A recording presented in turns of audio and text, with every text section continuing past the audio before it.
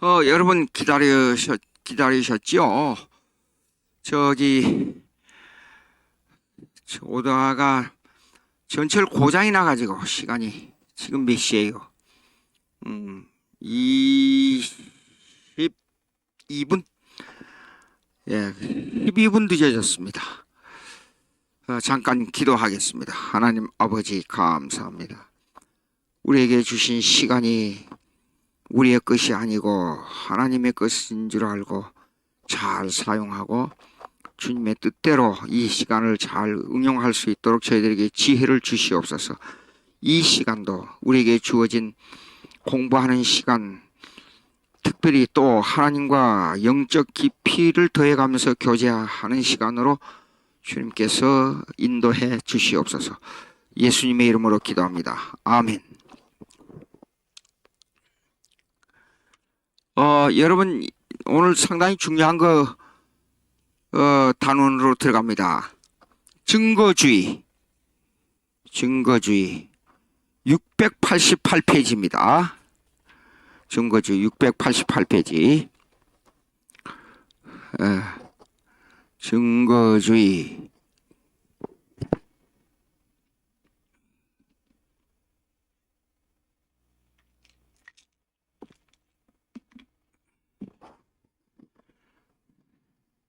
요거 좀 설명하기 위해 역사론을 좀 얘기하겠어요. 역사. 이걸 이해해야 이 기독교의 역사관을 바로 이해할 수 있습니다.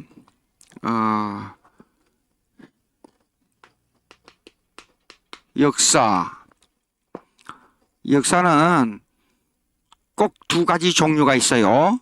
제1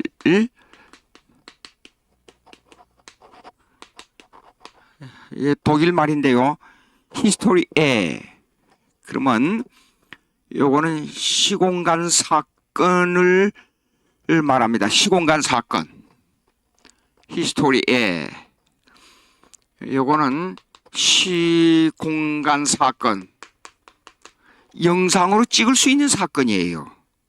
그러나 영상으로 찍을 수 있는 사건이 우리 마음속에 와서 그 역사가 왜 일어났느냐, 그 역사가 무엇을 의미하느냐 하는 역사를, 즉 의미를 다시 해석하는 역사가 있어요. 그 해석의 역사. 그것을 갖다가 괴시 시대라 그래요. 이거는 해석의 역사예요. 해석의 역사. 조금 설명하겠어요. 여기 나온 증거주의라는 말은 과학적 증거주의를 말하는 게 아니라 역사적 증거주의를 말합니다. 시공간 사건의 역사가 무엇을 의미하느냐, 즉 이 시공간의 사건의 역사가 기독교를 증명하느냐 안 하느냐 하는 사건입니다. 좀 더 깊이 들어가면 예수님께서 십자가 위에서 죽으셨다가 다시 살아나 승천한 사건이, 이것이 기독교를 증명하는데 어떤 증거를 가지고 있느냐, 그것입니다. 예? 여러분, 이거 깊이 생각해야 됩니다. 이거 조금 얘기를 하겠어요. 역사 그러면 오늘 아침에 우리 아침에 일어나니까 거미가 한 마리 나오더라고요. 벽에 있어. 그래서 제가 때려잡았어요. 그 역사입니까? 역사. 그런 시공간에 일어난 사건은 맞지요. 근데 해석의 역사로서의 의미가 없어요. 뭘 해석해요, 그게요? 어떤 의미를 가지고 있어요? 거미가 한 마리 죽었다. 만약에 내가 거미에 물려서 죽었다. 그런 의미를 가지고 있어요. 왜 이 사람이 죽어야 되느냐? 그것도 하필이면 거미에 물려서 죽었다. 그런 역사적 의미가 있죠.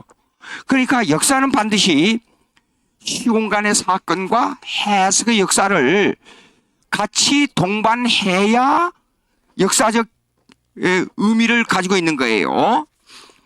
근데 기독교는 이 두 가지의 역사를 동반하고 있어요. 시공간의 사건과 해석의 역사를 동반하고 있어요. 보십시오. 창조. 엄청난 의미를 담고 있지 않아요? 시공간 사건이요. 예수님께서 동정녀 탄생했다. 그냥 인간적 자연적 생육법에 의해서 탄생하지 않고 성령으로 잉태되어서 처녀가 아이를 낳았다. 남편 없이 아이를 낳았다. 이거는 엄청난 사건을 가지고 있죠. 그러니까 이것은 해석의 역사로서의 엄청난 의미를 포함하고 있는 거예요. 그러면 성경이 말하고 있는 증거주의는 뭐냐? 예? 증거주의는 뭐냐면 시공간의 사건하고 해석의 역사의 사건하고 이 두 가지가 합해가지고 이 사건이 해석의 역사로 나아갈 때 이거는 아주 중차대한 인류 역사에 아주 중대한 의미를 우리에게 알려주고 또 시공간 사건 자체가 보통 그냥 사람이 죽었다가 살아났다가 죽었다가 살아났다가 하는 의미보다도 더 중요한 시공간의 사건을 가지고 있기 때문에 성경에 나타난 이 역사는 우리에게 주어지는 엄청난 이 사건이면서 엄청난 해석의 역사를 가지고 있다 그 말이에요. 예, 그걸 보고 증거주의, 기독교의 증거주의, 증거주의에 의한 기독교다. 기독교는 증거를 가지고 있다. 어떤 증거를 가지고 있어야 되느냐? 시공간의 사건도 평범한 사건이 아니고 이 해석의 역사의 사건도 평범한 역사가 아니라 그 말이에요. 자, 이걸 가지고 이제 우리가 공부를 해보겠습니다. 자, 그러면 지금 방금 제가 설명해 드린 내용을 잠깐 이걸 읽기 전에 또 하나 말씀드리겠어요. 여러분, 기독교만 역사적 의미를 가지고 있습니다. 다른 종교는 역사적 의미가 없어요. 무슨 말이냐 그러면 기독교는 반드시 시공간의 역사에 기초한 종교예요. 그리고 이 시공간의 역사는 예언을 말해주고 있어요. 그런데 이 예언이 반드시 역사로 이어져요. 그러면 이 역사는 그냥 역사가 아니라 이 역사는 의미를 가지고 있는데 이건 공간의 역사임에도 불구하고 시공간의 역사가 그냥 어떻게 그냥 흘러간다.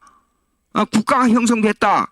국가가 이렇게 된다. 그런 의미보다도 이 국가가 형성된 의미가 있는데 그 의미가 이것이 하나님의 주권과 연계성을 가지고 있단 말이에요. 그래서 구약의 시공간의 사건이 창조의 사건이 창세기부터 벌써 예수님을 예언하고 있잖아요. 예, 이 예언이 역사로 이어지고 이 역사에 의해서 또 예언이 이루어져요. 예, 그러니까 구약에 왜 열왕기 상하서 역대 상하서가 기록되어 있는가 이걸 깊이 그리고 우리가 아주 주의 깊게 바라봐야 돼요. 그냥 역사다.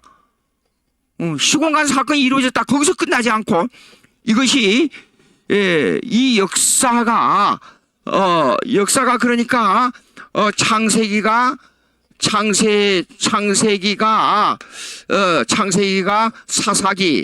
사사기 창세기는 사사기를 벌써 예측하고 있어요. 예언하고 있어요. 그리고 이 사사기가 왕하로 이어지고 역대하로 이어져요. 근데 왕하로 이어지는 것이 끝나지 않고 이것은 뭘 포함하고 있냐 그러면 여기서 예언을 포함하고 있어요. 그 예언을 구체화해서 예언한 것이 이사야서부터 말라기까지예요. 그러니까 왕하를 볼 때에 일어난 사건하고 이사야서부터 그 다음에 말라기까지 일어난 그 예언서하고 비교해보면 그렇게 딱 들어맞아요. 그러니까 여러분 예언서 이사야서부터 말라기까지를 보잖아요. 그러게 되면 자주 말씀하는 게 뭐죠? 어느 왕 때, 어느 해, 어느 달에 여호와의 말씀이 내게 임하여 그랬잖아요. 근데 그 내용들하고 그때 열왕기 상하에 나타난 내용들하고 여기에 예언한 이 내용들하고는 딱딱 맞아 떨어져요. 예. 자, 그러면 이 내용을 가지고 이런 그 전제를 가지고 여기서 읽어보자고요. 688페이지. 기독교가 생명의 종교라는 것을 증거할 수 있는 여러 가지 충분한 입증을 가지고 있다. 먼저 기독교는 역사적 종교라는 점이다. 기독교는 수평적 윤리만을 주장하는 종교가 아니며 수직적 신비주의만을 강조하여 인격적인 신앙의 대상이 없는 미신적 종교도 아니다. 이 말은 역사를 말하지만은 사건 역사와 의미 역사, 예언의 역사를 다 동반하고 있다. 그 말입니다. 수직적이며 수평적 언약에 기반을 둔 윤리를 통해 하나님과 인격적 교제를 형성하는 종교이며 시공간의 역사를 통해 예언을 실현화한 종교이다. 여러분, 윤리가 나오지 않아요. 윤리는 뭐냐 그러면 하나님께서 아담에게 명령한 지키면 살고 어기면 죽는다는 행위 언약이 있잖아요. 그런데 이 역사적 사실은 예수님과 연계되어 있어요. 첫째 아담이고 둘째 아담이 예수님이에요. 그러니까 로마서나 갈라디아서를 쭉 읽어보세요. 여러 번 나와요. 아담에 대한 것과 예수님에 대한 그 사건, 그 아담이 하나님으로부터 윤리적 명령을 지키면 살고 어기면 죽는다는 윤리적 명령을 받은 내용하고 예수님이 이 세상에 오셔서 율법을 완성하고 죄 없는 율법의 완전한 자가 십자가에 못 박혀 죽고 부활 승천한 사건하고 관계가 있어요. 즉 아담이 어긴 율법을 예수님께서 신성을 하나님의 본질 신성을 가진 분이 그 율법을 완성했어요. 그러니까 우리가 못 지킨 율법을 대리해서 완성한 거예요. 그것이 아담의 윤리적 명령하고 예수님이 그 율법을 완성한 거하고 그것이 즉 말하자면 그냥 윤리적으로 그냥 잘했다 그런 정도가 아니고 하나님과의 관계에 있어서 아버지 하나님을 향한 공의를 만족하게 하는 그 예수님의 사역이에요. 그게요. 그 사역은 시공간의 역사를 필요로 해요. 그냥 마음으로 결정된 게 아니에요. 예, 이게 아주 중요합니다. 자, 그러면 그 수직적이라 하는 것은 하나님께서 명령한 그 지키면 살고 어기면 죽는다는 생명을 전제로 한 명령이에요. 명령. 그런데 그것을 하나님 아버지에게 법을 완성해 드린 분이 예수님이에요. 수직적이란 의미는. 그 수평적이란 것은 뭐냐 그러면 예수님이 우리를 보고 친구라 그랬어요. 그렇죠? 예. 근데 친구를 위하여 목숨을 버리면 이에 더 큰 사랑이 없다 그랬어요. 그러니까 그것은 우리를 대신해 죽으신 예수님의 사역은 수평적 사역이에요. 예. 그리고 하나님 아버지를 향해서 그 제사를 자기가 몸소 제사를 드렸지요. 예수님께서 죽으심으로. 그러면 아버지를 향해서 공의를 만족한 거예요. 수직적이에요. 그러나 그것이 우리와 동등한 사람으로 오셔서 예수님이 우리와 동등한 사람으로 오셔서 그 사람으로 오신 예수님께서 친구를 위하여 목숨을 버렸다 하는 것은 수평적 사역이에요. 근데 여기 언약이 나와요. 그렇죠? 예, 언약이 나와요. 그러면 수평적 언약에 기반된 윤리를 통해서 그 언약은 뭐냐 그러면 아담하고 맺은 언약은 행위 언약이에요. 지키면 살고 어기면 죽는다니까. 그러나 우리는 은혜 언약 안에 들어온 사람들이에요. 예수 믿는 은혜 언약은 뭐냐 그러면 공로 없이 우리는 하나님의 자녀가 됐어요. 예레미야 31장 1절 한번 보세요. 예레미야 31장 1절.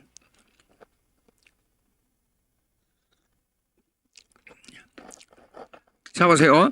이 언약론 얘기하려면 이것도 또 한정이 없지만은 요점만 간단하게. 나 여호와가 말하노라. 그때 내가 이스라엘의 모든 가족의 하나님이 되고 그들은 내 백성. 우리는 예수 믿는 사람은 한 가족이에요. 근데 그것이 확대하면 백성이에요. 근데 그 뭐냐 그러면 하나님인데 그가 우리 아버지예요. 백성이 되라. 조금 30장 우위로 조금 올라가 보세요. 예, 22절.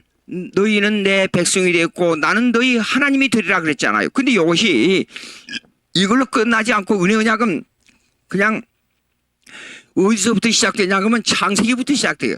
창세기 15장. 창세기 15장.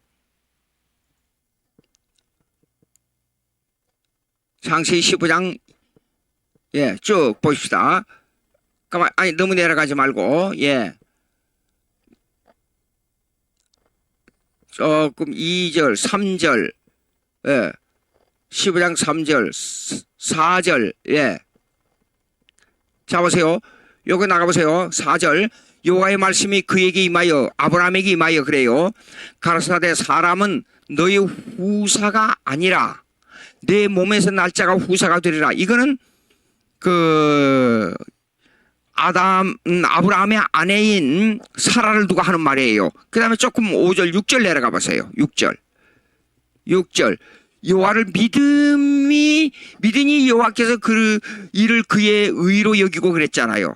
그럼 우리는 은혜 언약은 뭘 수단으로 하느냐 그러면 믿음을 수단으로 해요. 예.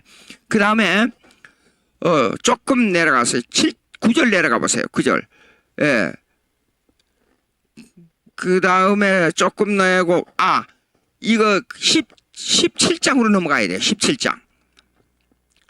창세기 17장.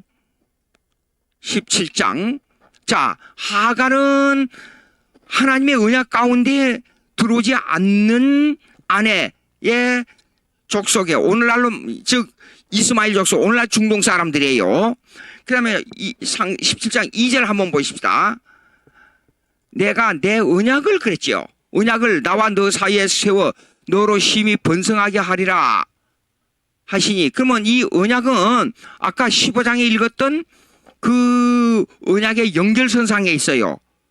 그러면 4절 한번 보십시다. 4절. 내가 너와 내 언약을 세우니 너는 열국의 아버지가 열국이라는 것은 온 민족이에요. 그러니까 아브라함 예수 믿는 우리는 아브라함의 자손들이에요. 아까 믿으니 그랬잖아요. 그 믿음의 후예들이 우리예요. 그 우리가 아브라함의 자손이 되어 있죠. 그 다음에 6절 한번 보십시다. 6절. 그 다음에 너로 심히 번성케 하리니 나라들이 여러 나라들이에요. 그러니까 아브라함을 믿음으로 삼는 나라는 이스라엘 백성만이 아니에요. 사도 바울이 강하게 선포했잖아요. 이방인이나 유대인이나 종이나 자유자나 할 것 없이 아브라함을 믿는 사람은 믿음을 가진 사람은 다 아브라함의 족속이라고 선언했잖아요. 7절 한번 보세요. 7절. 내가 내 언약을 그랬지. 또 언약이 나와요. 나와 너와 내 대대 후손의 사이에 세워서 영원한 언약을 삼고 너와 내 후손의 하나님이 되리라 그랬어요. 그 후손은 열방 모든 나라의 예수 믿는 사람들은 아브라함의 자손들이에요. 그러니까 이 언약이 계속 내려와서 그 다음에 요한계시록 21장 한번 보세요. 요한계시록 21장.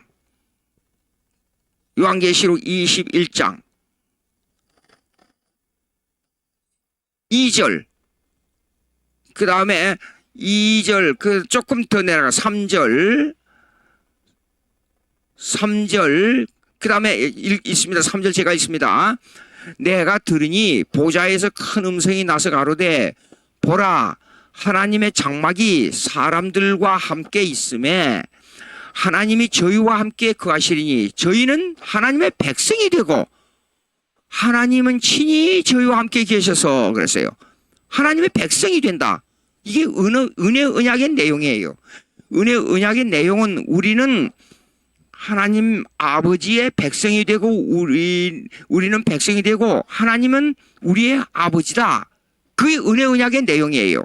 자, 그러면 창세기부터 쭉 요한계시록까지 은혜 언약이 지금 일관되게 우리에게 은혜 언약이 무엇이냐를 지금 말씀해 주고 있어요.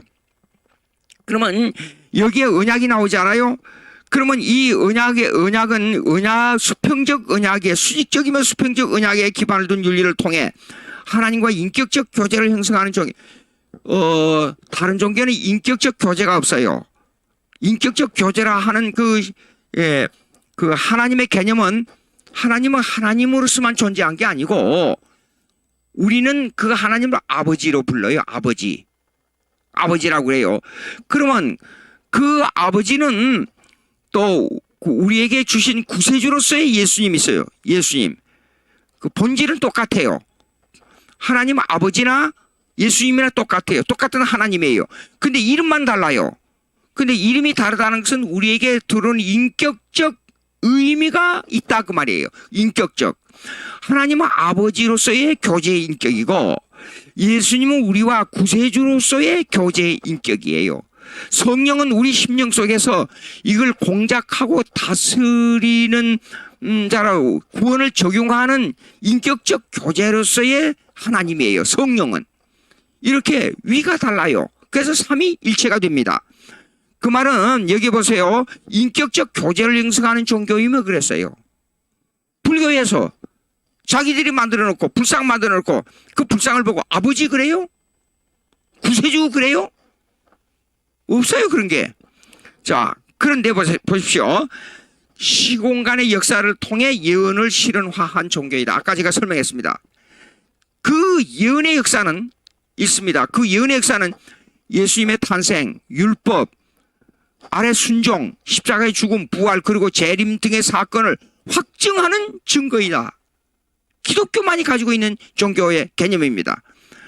이 역사적 사건은 우연에 의한 사건이 아니고 계획에 의한 사건입니다.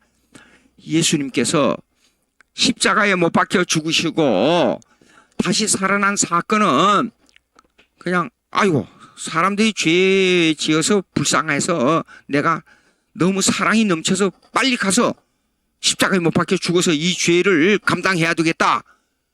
그런 게 아니고 역사적으로 창세 전에 하나님의 계획에 의해서 설계된 사건이에요. 그 설계도에 의해서 예수님이 이 땅에 오셔서 십자가에 못 박혀 죽으신 거예요. 설계도에 따라서. 이걸 갖다가 계획된 의라 그래요. 예수님의 공의를 완성한 것은 우연한 사건이 아니고 계획된 의입니다.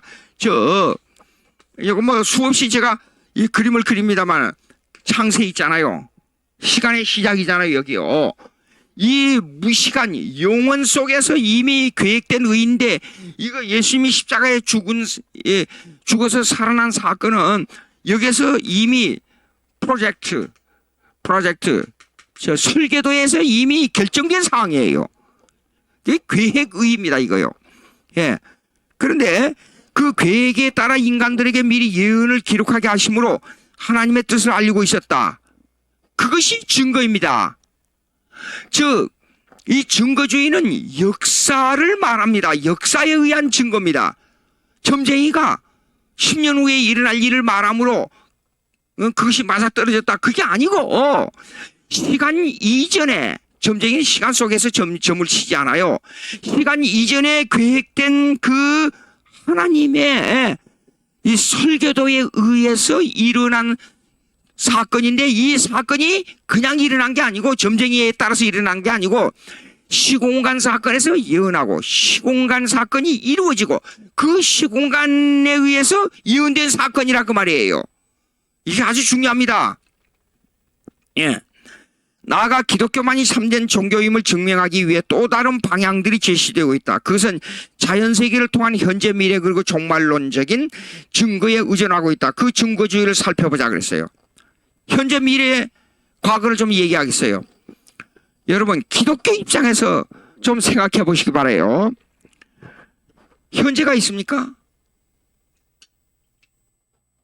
대답해 보세요. 현재 있어요? 성경적 개념으로는 현재가 없어요. 왜 그러냐? 천년이 하루 같고 하루가 천년 같아요. 그렇기 때문에 시편 90편을 보게 되면 그냥 햇살같이 화살같이 급히 시간이 간다 그랬어요. 사람이 보통 70년, 제가 70이 넘었습니다만 사람의 삶은 70년이라고 그랬어요. 제가 어렸을 때 우리 어머니 예수 안 믿었어요. 제가 처음 예수 믿고 우리 가정에 기독교 가정으로 변했는데 귀한 아들이라고 우리 아버지가 일본에 가서 사업하시다가 또 지용에 갔다 오시고 그러니까 결혼하시고 거의 10여 년 또 10년 동안 아기를 낳지 못했어요. 그런데 일본에서 나오셔가지고 저를 처음 낳았습니다. 큰아들이라고 얼마나 기호했는지 모르죠. 근데 이 아들을 바로 키우기 위해서, 올바로 키우기 위해서 사주를 봐요. 사주를요. 예수 믿을 사람을 사주를 봐온다는 말이 맞겠어요? 예수 믿기 전이니까 또 그런 거에 취해가지고 인간이 얼마나 약한지 몰라요. 영적으로. 그 사주는 뭐하러 볼 거예요 그거. 하나님의 뜻 가운데 나의 일생은 정해져 있는데, 정해져 있다고 해서 숙명론이 아닙니다. 근데 제가 72살에 사주가 끝나요. 72살에 죽어야 된다 그 말이에요. 그러니까 우리 어머니 사주를 봐 오시고 나서 뭐라 그래. 그리고 거기에 일월불명이라 그랬어요. 해와 달이 밝질 않아. 가정에서 일월불명이라는 것은 아내와 남편이 사이가 좋지 않다는 뜻이에요. 그런데 지금 우리 사람하고 결혼한 게 지금 49년째 재밌게 살고 있어요. 다 틀렸어요. 무슨 놈의 사주가 사람을 인생을 결정합니까? 72살에 근데 제가 72살이 넘은 지가 몇 년이 지난지 몰라요 지금. 몇 년 지났어요 지금. 예. 그렇게 그런 미래를 바라보는 개념이 아닙니다. 기독교는 이래요. 여러분 생각해 보십시오. 시간의 관념을 잘 생각해. 증거주의니까, 역사주의니까, 증거주의가 시간의 개념을 잘 생각해 보시기 바랍니다. 여러분들, 제가 어렸을 때 초등학교 때 아주 수십 년 전, 벌써 그러니까 60년이 넘었어요. 그 사건을 지금 생각해 보는데 어저께 일어난 사건 같이 느껴져요. 그리고 3년 전에 일어난 사건을 제가 생각하게 되면 그것도 어저께 일어난 사건하고 일치돼요. 여러분, 시간은 밤낮으로 해가지고 창세기 1장에 나온 대로 밤낮으로 해가지고 시간을 단위적으로 나눈 것뿐인데, 하나님의 계획인 영원 속에서의 사건을 분석해 보면 하나님 앞에서는 무시간이에요. 시간이 없어요. 여보세요. 여기에 영혼과 여기에 영혼은 사실상 여기에요. 이렇게 우리가 밤낮으로 나누는 것을 이렇게 시간으로 하지만 여기는 이거는 이 영혼과 영혼이 맞닿아 있어요. 무슨 말이냐? 여기에 계획은 반드시 여기에 와서 완성되니까 이 종말 예수님의 재림이에요. 재림 완성돼서 그러니까 우리가 잠깐 지나가는 거예요. 순간적으로 화살이 지나간 것처럼. 헬라 철학을 보게 되면 여기 앞에 부분에 헬라 철학 보시죠. 밀레토스 학파고 쭉 나오는데 헬라 철학에서는 이런 논리를 말했어요. 헬라 철학적으로 우주를 생각해 본 거예요. 시간을 생각해 본 거예요. 그러니까 시간은 단위적으로 시간이 흐른 게 아니고 장소의 이전이다. 그렇게 말했어요. 헬라 철학에서는. 보십시오. 그것도 참 재밌는 이론인데 화살을 쐈잖아요. 그럼 화살이 이렇게 가고 있어요. 그럼 화살은 가만히 여기에 있는 거고 이 화살이 간다는 것은 장소가 움직인다는 뜻이기 때문에 이 화살이 움직인다는 시간은 장소의 이전의 시간이라 그랬어요. 장소가 움직이는 시간이라 그랬어요. 화살은 가만히 있고. 그걸 이론으로 말하면 맞는 것 같지요. 예. 참 희한해요. 예. 그렇습니다. 그러니까 성경이 그렇기 때문에 천년이 하루 같고 하루가 천년 같다. 천년이라는 문자적 의미는 이렇습니다. 성경의 해석학을 말할 때 천년은 길고 길다는 시간이에요. 천년이라는 것은 꼭 단위적으로 말한 게 아니에요. 예? 단위적으로. 원래 요 해석학적으로 조금 설명을 드리겠어요. 그러면 기본을 말하고 2는 성경의 이를 말하면 증거를 말해요. 그 다음에 3은 하늘의 수를 말해요. 그 다음에 4는 땅의 수를 말해요. 구약에 보면 땅 사방에서 모여 온다 그러잖아요. 근데 그걸 잘못 해석해가지고 아마겟돈 전쟁을 사방 전쟁으로 해서 북쪽에는 공산정권, 지금은 공산정권이 1991년에 사상적으로는 파괴됐지만 제도적으로는 아직도 남아있어요. 그리고 서쪽은 유럽과 미국을 말하고 동쪽은 뭡니까? 동쪽은 뭡니까? 아랍 마호멧 교회 가지고 마호멧 교회를 섬기는 그 국가들을 말하고 남쪽은 아프리카를 말하고 그래서 사방을 그렇게 해석하는데 그게 아니고 사방은 땅을 의미하기 때문에 온 천지를 말하는 뜻입니다. 이거요. 그 다음에 오는 은혜수예요. 은혜. 그 다음에 육은 인간. 이건 짐승. 이건 악의 수를 말해요. 악. 여러분요, 666 해가지고 very cheap 666 적용이라고 난리가 난 적이 있었지요.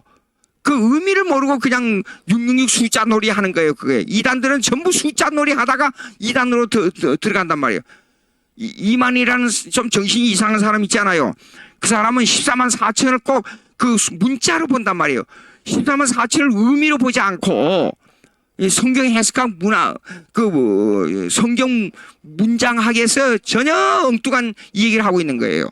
7은 완전수예요. 완전수. 예? 10은 여기요. 길다 하는 뜻이에요. 길다. 많다는 뜻이에요. 예? 많다. 근데 천이라는 의미는 뭐냐 그러면 길다는 것을 한마디로 하지 않고 예수님께서 왜 진실로 그랬잖아요. 그걸 강조하는 거예요. 그럼 길고 길다 하는 것은 두 자리 수치를 합해가지고 천 이렇게 하면 두 자리 수치만큼 공을 더하니까 이것이 길고 길다 그런 뜻이에요. 그러면 천이라는 시간으로 말하게 되면 천년이 하루 같고 하루가 천년 같다. 이 시간론으로 말할 때 이 천이라는 것은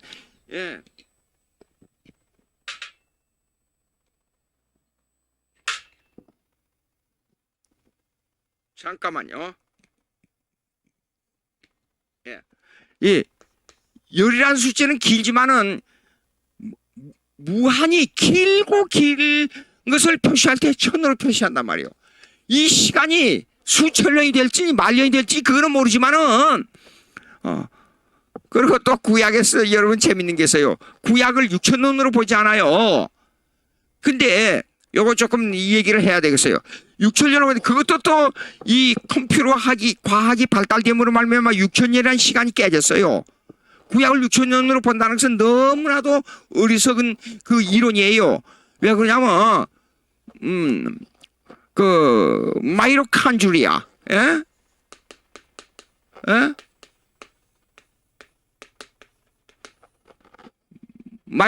미토칸드리아라는 것이 유전인자가 발견됐어요.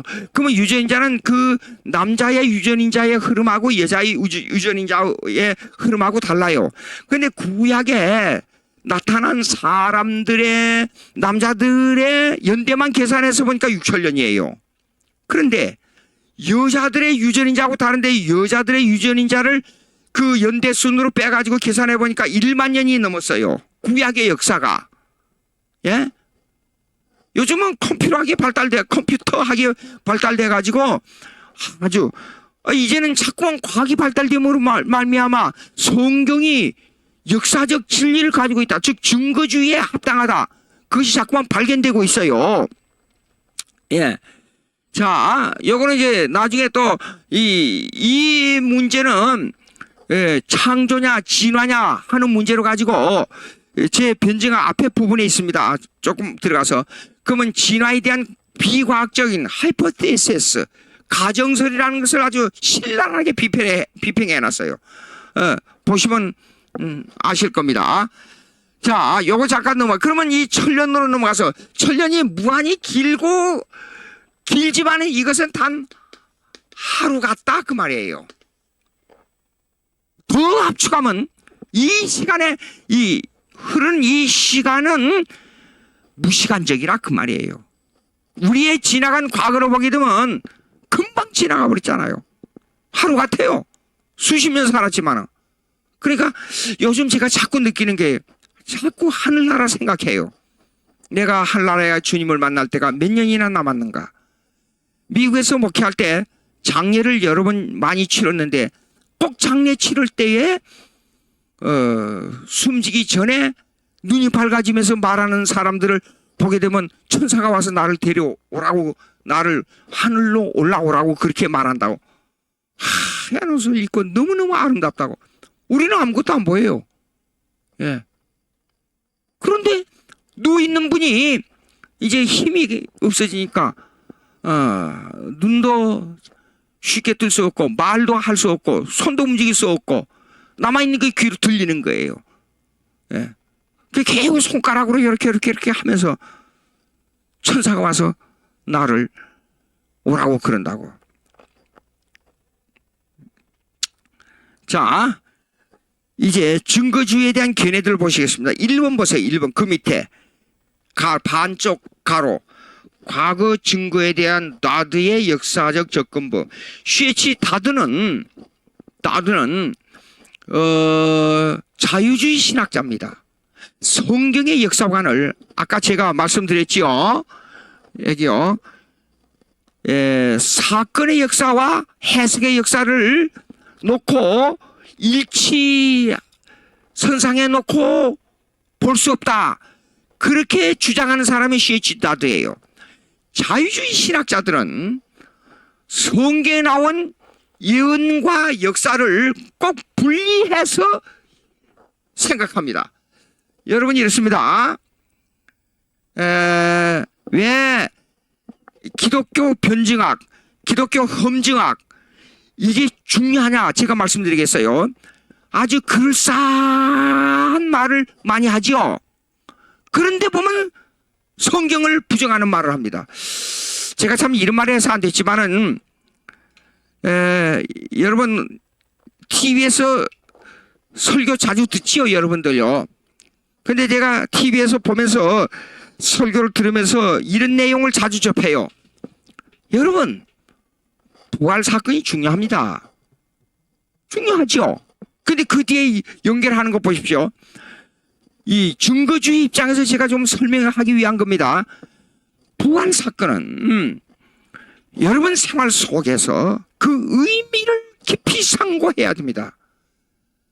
내가 이 땅에 살면서 직장 생활할 때에 그 부활의 사건이 나에게 어떻게 다가오느냐 하는 것이 아주 중요합니다. 예? 지금 오늘날에 내가 무슨 일에서 실수했습니다. 사업에 실패했습니다. 그러나 부활의 사건은 다시 회복할 수 있다는 의미를 가지고 있습니다.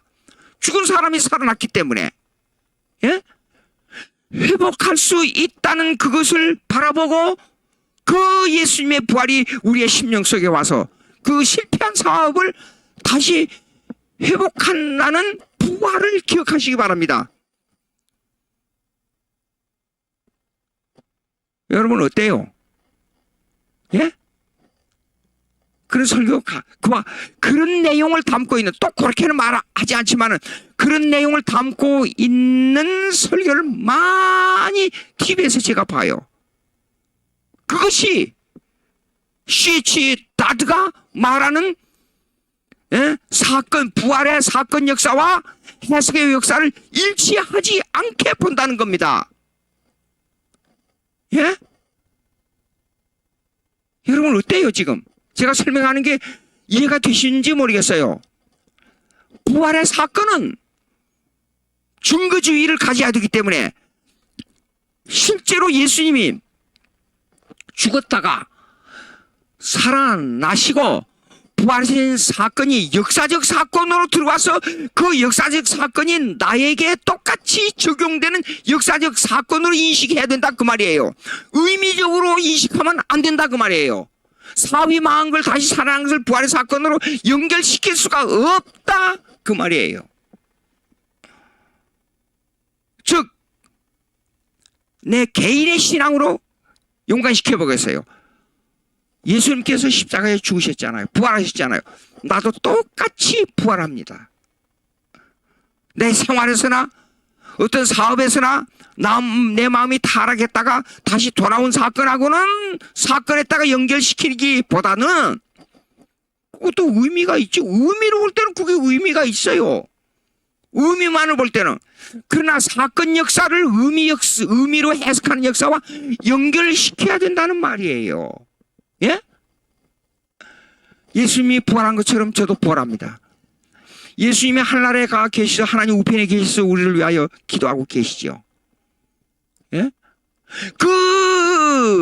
내가 죽으면 하늘나라에 올라가서 예수님이 부활해서 승천하신 것처럼 똑같은 모양으로 하늘나라에 올라가서 하나님과 죄도 없고 슬픔도 없고 고난도 없는 영원한 기쁨의 교제를 나눈다 그 말이에요.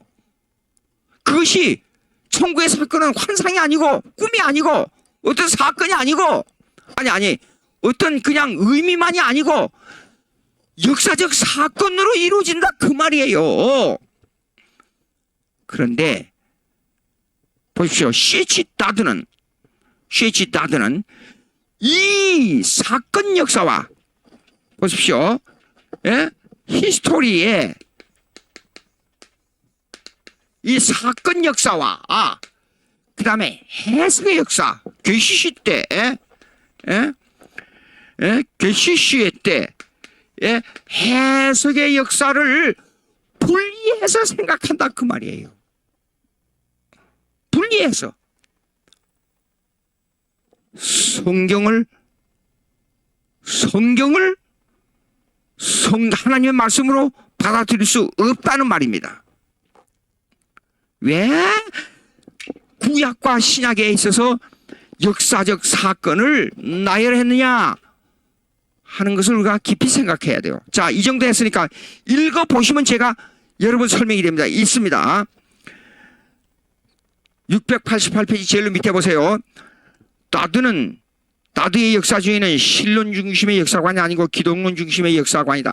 이게 엄청난 내용을 담고 있는데 여러분 한국 교회에 조금 이따 나옵니다만 한국 교회에 구속사의 성경 해석이란 말을 많이 들었을 거예요. 구속사의 성경 해석이란 것은 제가 강의를 들었던 미국의 존 프레임 교수가 있습니다. 존 프레임 교수는 20세기 말에 변증신학자로서 세계 최고의 권위를 가지고 있는 분이에요. 근데 구속사는 이 단어로 자꾸 외국말을 써서 미안합니다만 그걸 해석할 수밖에 없어요. 왜 그러냐면 여러분 독일에 한번 이거 찾아보세요. 이거 그냥 이렇게 분리하게 하지 않고 그냥 역사 뭐 참역사 뭐 무슨 역사 그냥 그렇게만 나와 있어요. 근데 이렇게 성경에 비추어서 이렇게 해석한 것을 이 독일어 사진을 보게 되면 찾기가 힘들어요. 근데 보십시오. 구속사란 개념은 하열스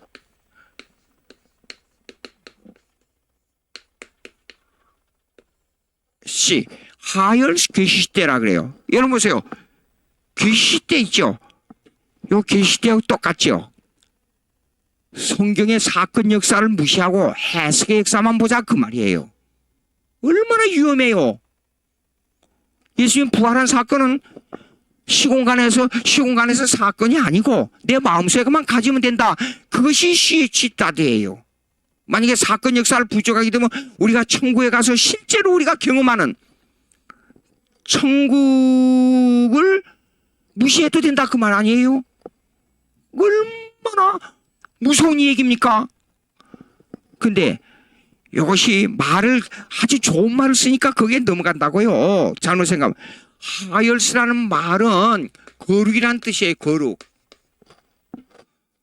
그러니까 예수님이 3년 동안 행하시고 예수님이 3년 동안 행하시고 십자가에 죽으시고 부활하시고 승천하신 사건을 거룩한 역사인데 이 거룩의 역사를 사건 역사로 보지 않고 해석의 역사로만 보자.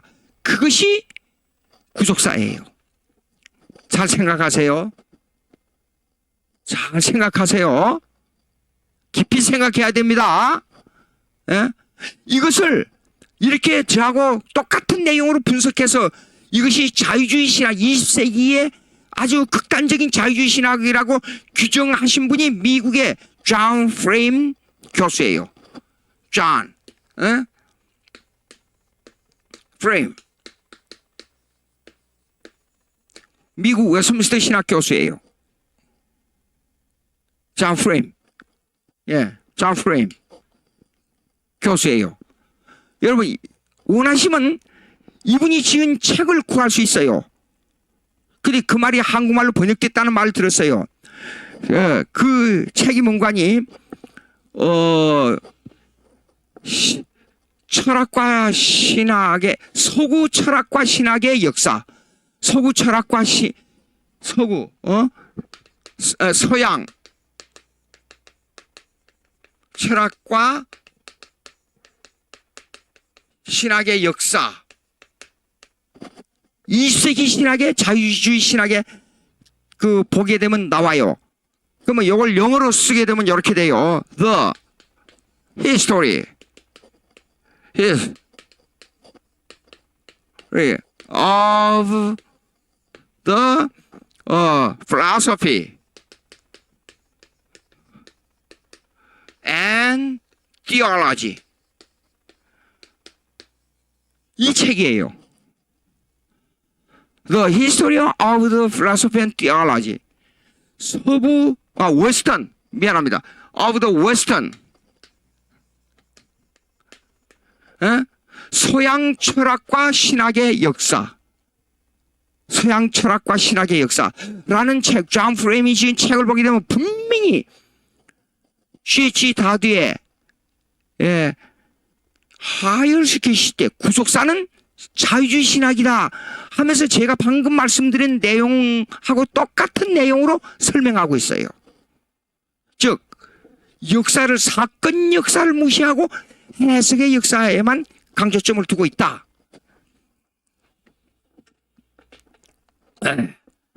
그 말입니다. 자 보세요. 그러면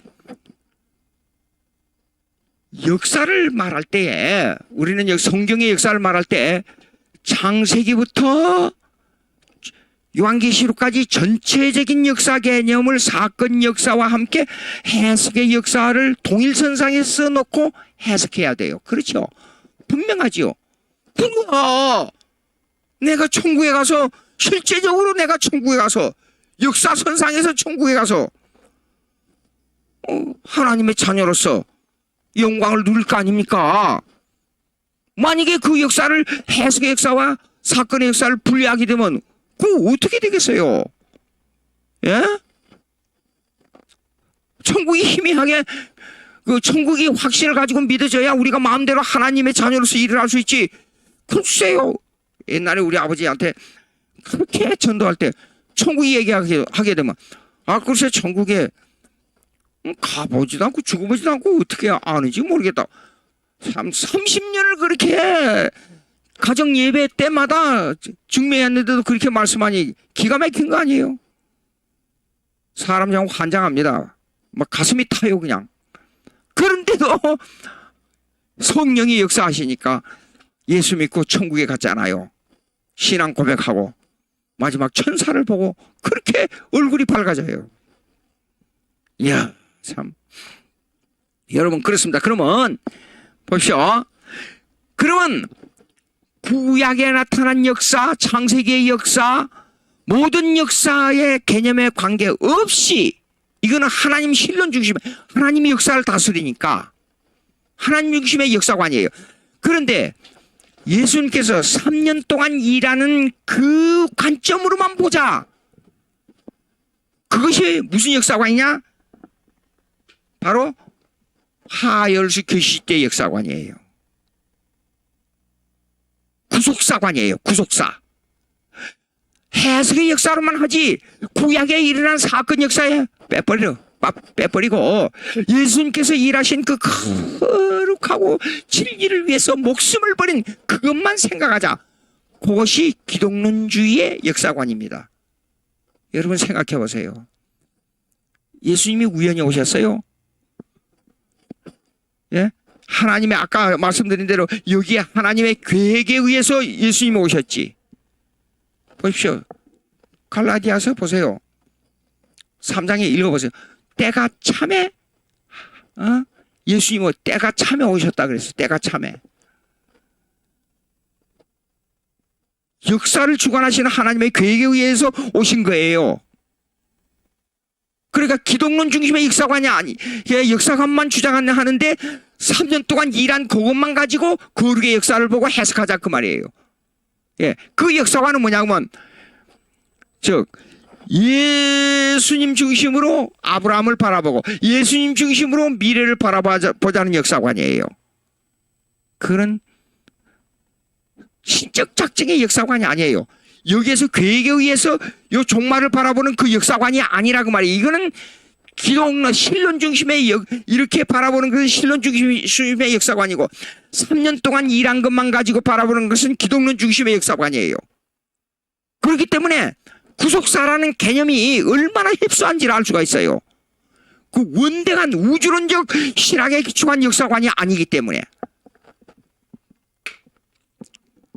자, 즉 설명이 나오니까 읽습니다. 하나님의 주권적 의지에 의해 다스려지는 역사관이 아니고 역사의 중심을 예수님에게 맞추고 있다. 금방 설명했습니다. 예수님으로부터 과거를 돌아보고 미래를 내다보는 역사에 초점을 맞추고 있다. 그 말은 예수님의 중심의 역사관은 과거를 볼 때에 의미만을 찾지 사건을 무시하자 그 말이에요. 예? 그 이상하게 들릴지 몰라요. 예수님께서 내가 아브라함 이전에 내가 있었다 그랬잖아요. 요한복음 읽어보십시오. 예, 내가 아브라함 이전에 있었다. 그 말은 무슨 말이냐면 의미적으로 보지 사건으로 보지 말자 그 말이에요. 사건으로 볼 때는 이렇습니다. 하나님의 신성의 개념을 가지고 말할 때 맞는 말이에요. 예수님은 하나님의 본체이기 때문에 하나님의 본체이기 때문에 하나님의 신성의 개념으로 볼 때는 전 우주를 다스리는 하나님이잖아요. 그러니까 아브라함이 이전에 있었어요. 예수님이. 그런데 신성의 본체 개념을 떠나서 의미적으로만 보게 되면 뭐야 그러면 아브라함이 하나님을 믿는 믿음이 너희가 나를 믿는 믿음하고 똑같으니까 그 믿음으로 볼 때는 내가 아브라함이 이전에 있었다. 의미적으로 볼 때는 그렇게 말할 수 있어요. 예? 자 보자고요. 그러면 셋째 줄 보세요. 더구나 그는 성경이 말씀하는 시공간의 사건을 하나의 묘사로 간주하여 설명했어요. 제가 의미로만 보자니까 의미 부여에 초점을 맞추고 있다. 19세기 신학계에서는 역사적 예수에 관한 논쟁이 끊임없이 대두되었다. 예수님을 사건 역사로 보느냐 의미적으로만 보느냐 계속 싸웠어요. 서로가 자유주의자들끼리 머리가 터지도록 싸웠어요. 그 다음에 읽습니다. 너희는 19세기 신학계에 나타난 역사적 연구에 대한 관점들을 거의 분별하지 않고 수용하는 입장이었다. 그러면서 기독교의 역사는 믿음으로 시작해서 믿음으로 끝난다는 모순된 주장을 함으로 신앙에 대한 주관적 개념에 초점을 맞추고 있다. 이 말도 좀 말이 어려운데 이렇습니다. 19세기 신학은 역사적 예수에 대한 질문, The Quest of the Jesus Christ, Historical Jesus of Christ, Historical Jesus, Christ of Jesus, 아니, The Quest of the Historical Jesus, 역사적 예수에 대한 질문이 많았어요. 무슨 뜻이냐 그러면 사건 역사로 봐야 되느냐, 예수님에 대한 사건 역사로 봐야 되느냐, 의미적으로 봐야 되느냐, 그런 문제예요. 자, 여러분 보세요. 여러분 속에 제가 어렸을 때 수바이처에 대한 이 글을 읽고 너무 감동받았어요. 근데 신학을 공부하면서 수바이처, 알베르토 수바이처, 그 신학적 서적을 보고 그냥 깜짝 놀랐어요. 자, 그가 한 말을 인용해 보겠습니다. 예수님은 로마의 역사 속에서 살면서 이 역사를 멈추기 위해서 자기 몸을 십자가에다가 던졌으나 역사의 수레바퀴는 예수님의 몸을 갈기갈기 찢었다. 그 말은 예수님은 십자가에서 실패한 자라 그런 뜻이에요. 예수님이 실패했지요. 십자가에 죽었으니까.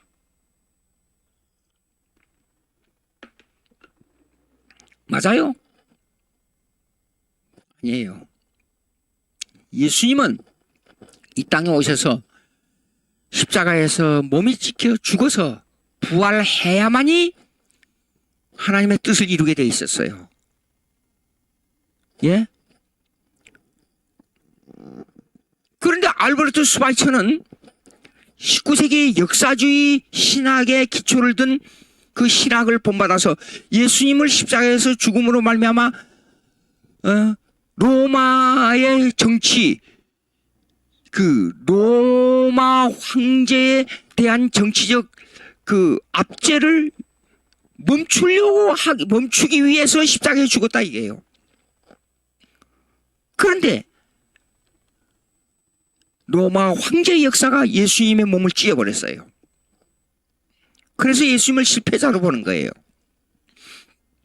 예. 그것이 19세기 신학이에요. 그러면 그럼에도 불구하고 C.H. 다드는 그런 역사관을 가지고 있으면서도 C.H. 다드는 믿음으로 시작해서 믿음으로 끝난다. 그 말이 왜 모순되냐 제가 말씀드리겠어요. 믿음은 여러분 이렇습니다. 내 주관적 결단이에요. 그렇죠? 성령이 주관적으로 역사해야 돼요. 시공간 세계에서 일어난 사건은 객관적 사건이에요. 예수님이 십자가에 못 박혔다가 죽어서 부활하고 그 다음에 승천한 사건은 객관적 시공간 세계 사건이에요. 그건 객관적 사건이에요. 근데 그걸 받아들이는 것은 주관적 사건이에요. 그 주관적 사건은 믿음에 의해서 일어나요. 그렇죠? 믿음에 의해서. 그렇죠? 그 말은 믿음에 의해서 믿음으로 시작해서 믿음으로 끝난다 하는 사건은 그것만 강조할 때는 예수님의 부활 사건을 객관적 사건으로 받아들이든지 안 받아들이든지 무시하고 내 마음속에 믿음만 가지면 된다 그 말이에요. 얼마나 위험한지 모릅니다. 여러분, 예수님이 부활하지도 않았는데 부활을 믿어요? 예수님이 승천하지도 않았는데 내가 하늘나라에 승천해서 하늘나라에 갈 수 있다는 걸 믿어요? 생각해 보세요. 그러니까 여기에서 강조하는 C.H. 다드의 믿음주의는 뭐냐면 주관적 믿음이기 때문에 객관적 사역인 예수님의 부활 사건, 승천 사건하고 상관없이 나는 그 생각을 가지고 있으면 된다 그 말이에요. 그게 믿음이에요. 예? 이런 모순을 범하고 있어요. 자, 그 다음에 파라그라프 봅시다. 또드는 주장하기를 다른 종교와 다르게 기독교는 역사적 사실과 관계를 가지고 있다. 그 말은 아주 멋지게 들어오지 않아요, 귀에.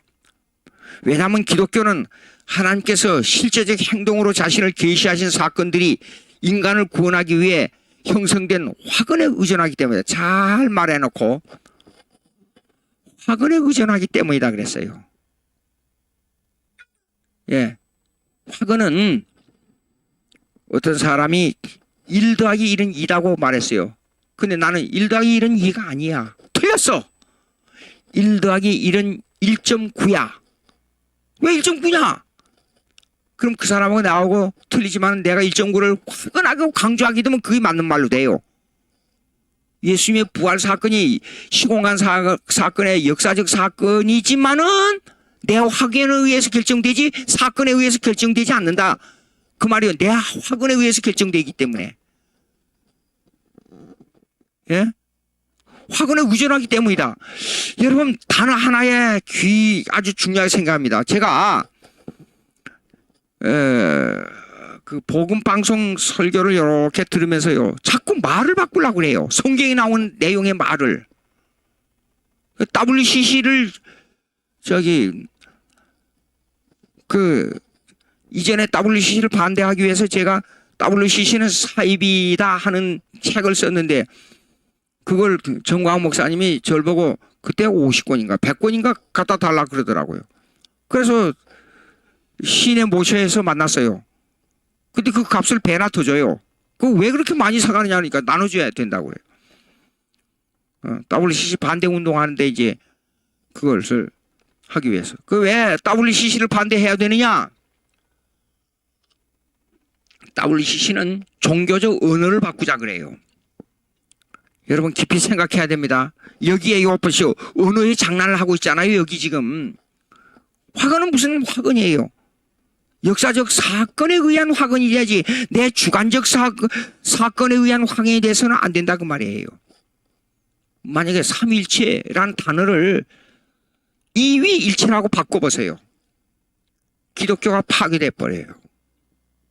예수님은 완전한 하나님이 완전한 인간이란 이성 1인격의 단어를 바꿔봐요.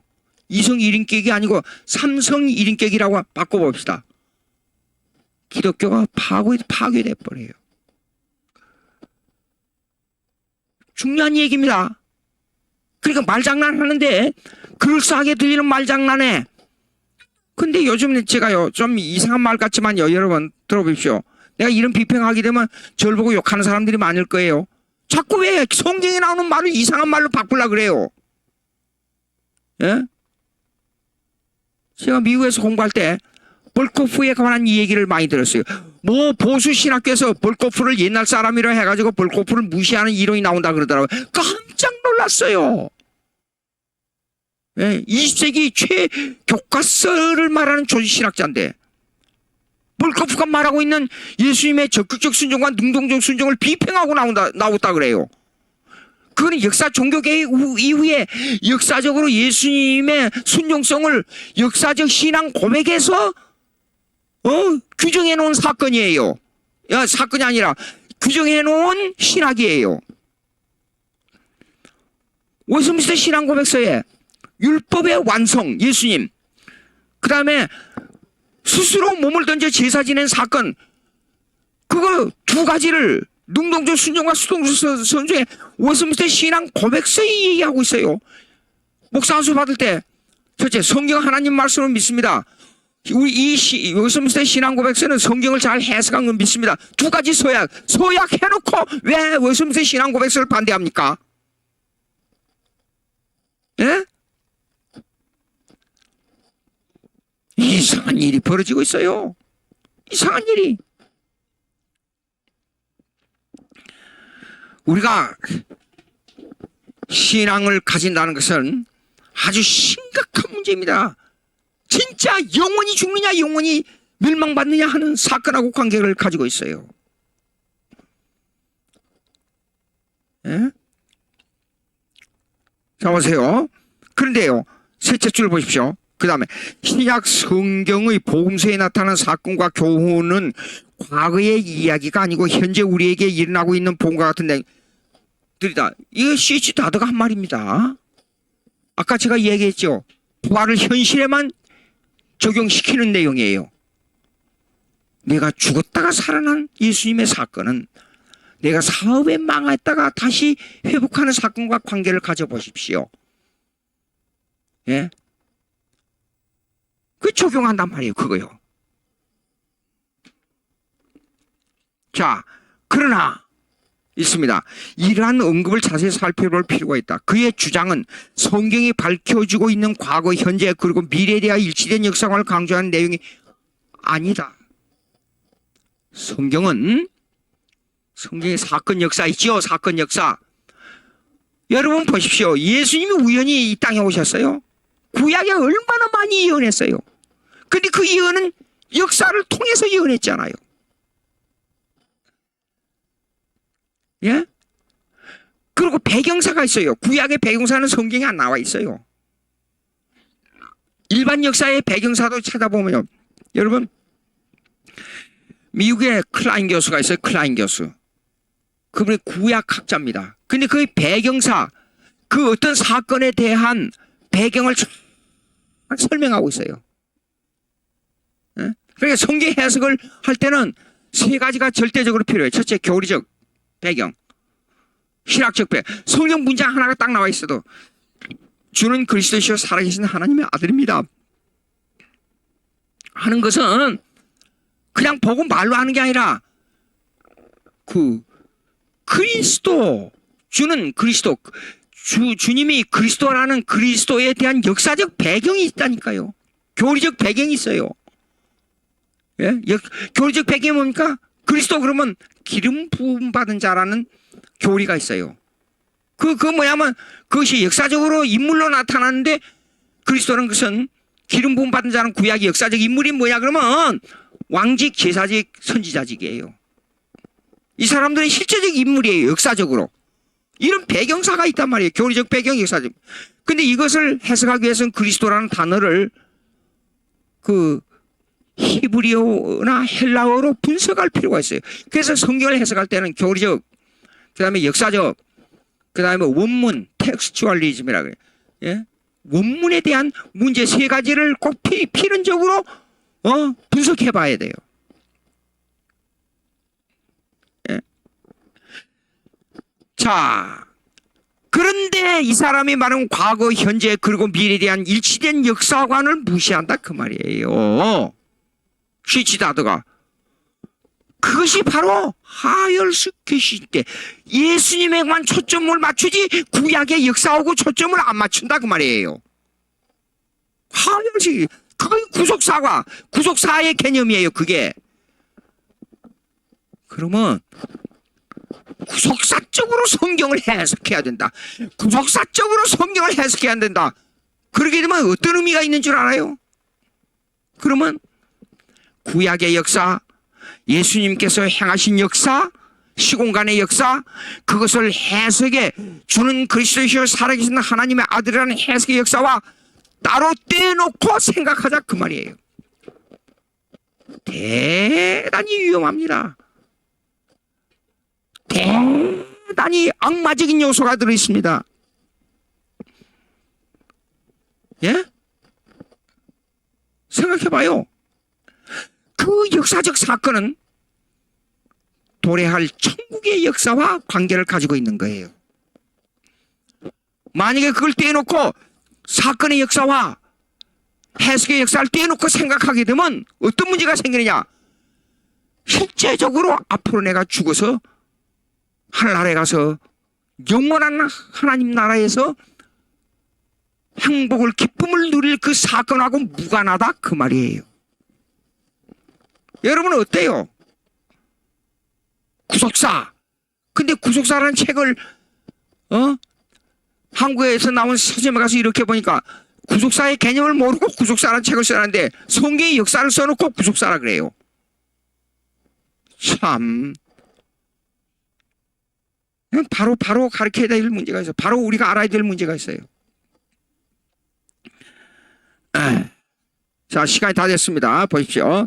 요거 읽고 지금 여기까지 하고 말겠어요. 그 다음에 있습니다. 즉 성경이 말씀하는 과거의 사건을 시공간 세계에서 일어난 사건으로 보고 현재와 미래의 역사적 사건과 연관시켜 일관성 있게 해석하는 입장이 아니다. 뭐예요?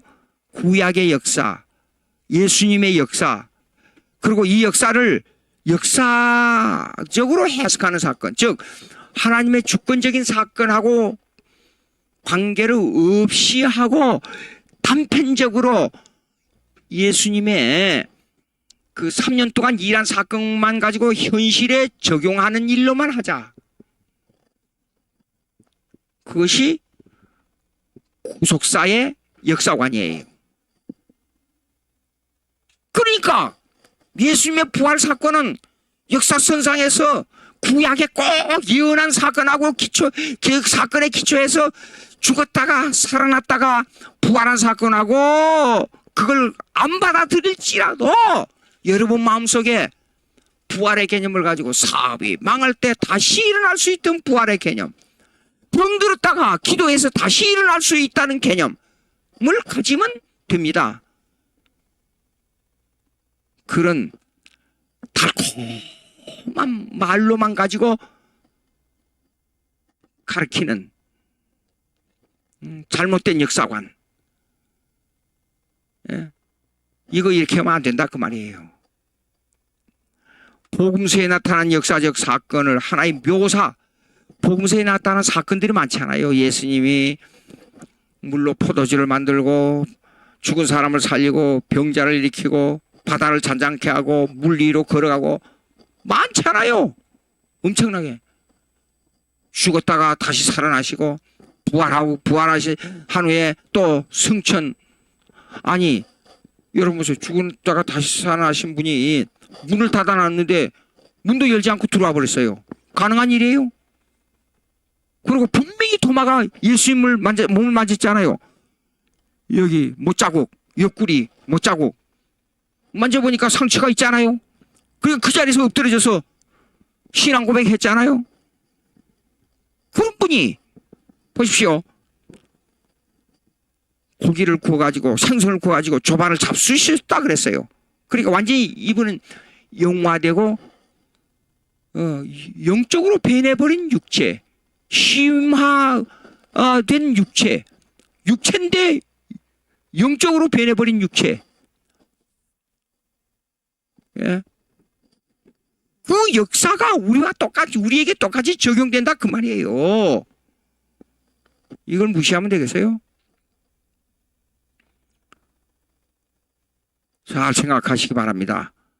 이 증거주의 역사관을 아주 심각하게 제가 문장을 하나씩 다루는 이유가 있어요. 한국교회에 너무나도 이상한 말들이 돌아다니고 천국에 대한 문제를 개념으로만 생각하고 실제적 사건으로 안 받아들이고 현실주의에만 끝나버리는 이런 이 사특한 이론들이 돌아다니기 때문에 제가 강조하는 겁니다. 여러분 믿으려면 성경대로 믿어야지요. 안 그래요?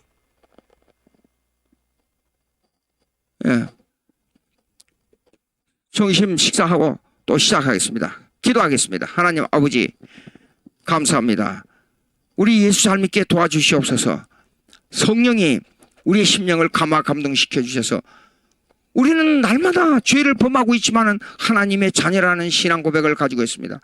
자녀로서의 정말로 하늘이 무너지고 땅이 솟아나서 지구가 멸망할지라도 이 신앙만큼은 변하지 않도록 저희들을 붙들어 주시옵소서. 예수님의 이름으로 기도합니다. 아멘.